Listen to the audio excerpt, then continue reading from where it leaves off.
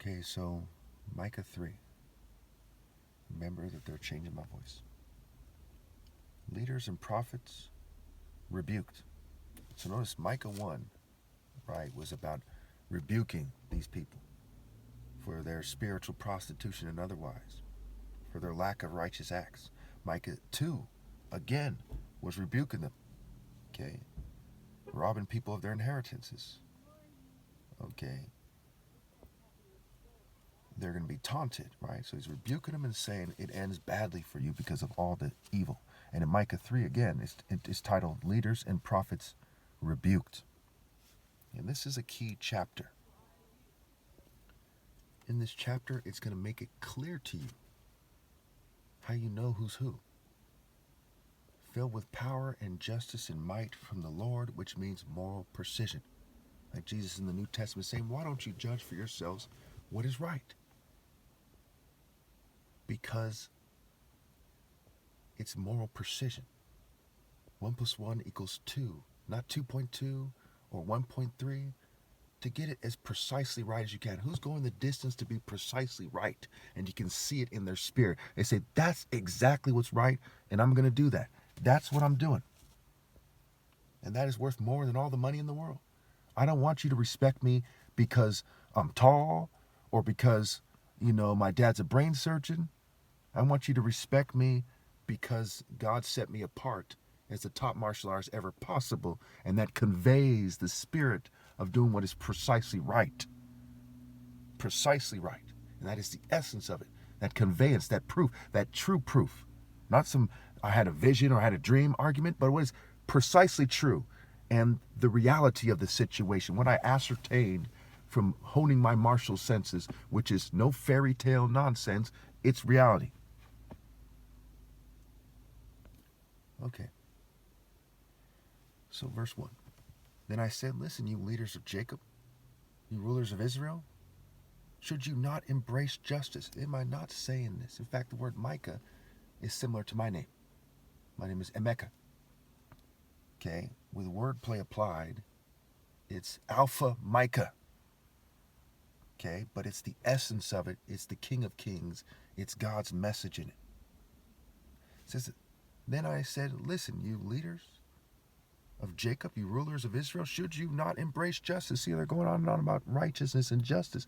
That's what the Jews are being chastised for all throughout the Old Testament. They're chastised even when they're with Moses, all throughout it. And then he finally betrayed Jesus and killed him. And then he says, preach the gospel to the world.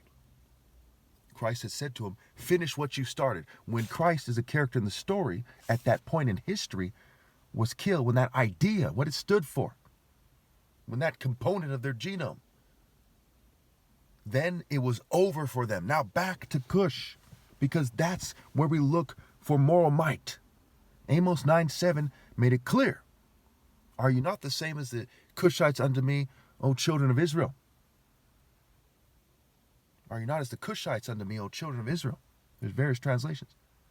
Are you not the same as this particular group of black people? What am I referring to? Their heart, their martial scales that God was trying to teach the Jews in Judges 3, trying to teach them warfare. And it was a proverbial saying like Nimrod, a mighty warrior before the Lord. So again, then I said, listen, you leaders of Jacob, you rulers of Israel, should you not embrace justice? You who hate good and love evil, who tear the skin from my people and the flesh from their bones, who eat the people's flesh, strip off their skin and break their bones in pieces, who chop them up like meat for the pan, like flesh for the pot. Right? See, they're breaking them down. They're breaking down their spirit. It's not literally saying that they're cannibals or something. It's saying you're breaking them down. You're making them a prey. Then they will cry out to the Lord, but he will not answer them. At that time, he will hide his face from them because of the evil they have done. Even with all the damage to my brain, I can still feel God. There's like confusing emotions from fumes, but I know I'm on the right path. I know 1 + 1 + 1 = 3. I know that I'm sitting in a car here, and I know that I'm on the right path. I'm doing God's work, and God has revealed to me in subtle ways that man's technology couldn't possibly confuse very much. Not to any significant degree can they confuse it.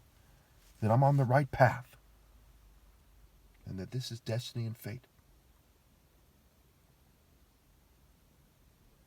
But God is hiding his face from all those who cheat me out of my right to lead. Especially those who claim that they're getting messages from God. They're false prophets, like it was spoken of in Micah 2. It's because of the evil they have done, is what verse 4 says, that God hides his face. Verse 5. This is what the Lord says. As for the prophets who lead my people astray, they proclaim peace if they have something to eat, but prepare to wage war against anyone who refuses to feed them. You see how these are the adversary, the shaitan, the Satan. Satan means adversary. They prepare to wage war against anyone who refuses to feed into their nonsense, to praise them, to elevate them. Okay, so it's the truth, me, versus the liars, and those who cheat me out of my right to lead. Therefore night will come over you without visions, and darkness without divination. The sun will set for the prophets, and the day will go dark for them. For them, not for me. That's what the sun being turning black, and a third of the sun being struck in Revelation stands for. The sun burns them. The sun goes out for them. The sun is against them. What it symbolizes. It symbolizes the ability to see. How do we know that? Well, let's go over this again. Verse 6. Therefore night will come over you without visions, and darkness without divination, without receiving a message from God. The sun will set for the prophets, and the day will go dark for them. We know in Psalm 19 that I quote so often, the sun is the symbol of the bridegroom, the champion. It's a symbol of a messenger from God. And that's why it starts the way it does, right? The heavens proclaim the glory of God. The heavens declare the glory of God. The skies proclaim the work of his hands. The seers will be ashamed and the diviners disgraced. They will all cover their faces because there is no answer from God. But as for me, Micah's saying it, but it also applies to me. But as for me, I am filled with power, with the Spirit of the Lord, and with justice and might to declare to Jacob his transgression, to Israel his sin. So what am I supposed to do as the essence of my freedom of religion? As the essence of, first and foremost, my duty to God, the essence of what matters most, serving God, not caring about the rules of a nation, is to declare to the Jews and all the rebels their transgressions, their sins. Hear this, you leaders of Jacob, you rulers of Israel, who despise justice and distort all that is right. They confuse, right? They distort, they twist all that is right. Who build Zion with bloodshed and Jerusalem with wickedness. Foolish builders. Instead of righteousness and justice, we see in Psalms, which are the foundation of God's throne, they built it with bloodshed and wickedness. Her leaders judge for a bribe, her priests teach for a price, and her prophets tell fortunes for money, yet they look for the Lord's support and say, is not the Lord among us? No disaster will come upon us. Therefore, because of you, Zion will be plowed like a field. Jerusalem will become a heap of rubble. The temple hill a mound overgrown with thickets. That Jerusalem in this world will be destroyed with the rest of the world. Isaiah 24, Isaiah 34. And heaven and earth pass away, but my words will never pass away. And Galatians 4, Jerusalem and Zion in the world, and Mount Sinai in the world are lost in sin, are slaves to sin.